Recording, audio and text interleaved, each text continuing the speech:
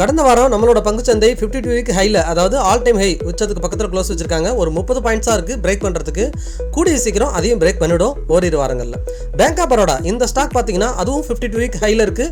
இதுவும் அதை ஹை உடைச்சி புது ரேலிக்கு தயாராகிட்டு இருக்கு. அதை பற்றி பார்க்கலாம்.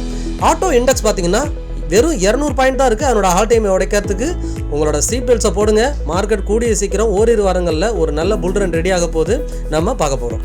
நிஃப்டி பார்த்தீங்கன்னா அதனோட ரெசிஸ்டன்ஸ் 26,280க்கு ஒரு 30 பாயிண்ட் பக்கத்தில் போயிட்டு ஒரு சின்னதாக செல்லிங் ப்ரெஷரோட முடிஞ்சிருக்கு. இங்கே பார்த்தீங்கன்னா அதனோட 52 வீக் ஹை ஆல் டைம் ஹையில் க்ளோஸ் வச்சிருக்காங்க. அதுலேருந்து இங்கே மந்த்லி சார்ட்டில் இங்கே பார்த்தீங்கன்னா ஒரு ஹை, திரும்ப ஒரு ஹை, திரும்ப லோ, திரும்ப ஹை. ஒவ்வொரு முறையும் பார்த்தீங்கன்னா ஒரு ஹையர் ஹை ஃபார்மேஷன்லேயே தான் இது வரைக்கும் போயிட்டுருக்கு. இப்போ உங்களுக்கு ஈஸியாக புரியும். அதுக்காக தான் இப்போ நான் இந்த பேட்டர்னை வரைஞ்சு காட்டியிருக்கேன்.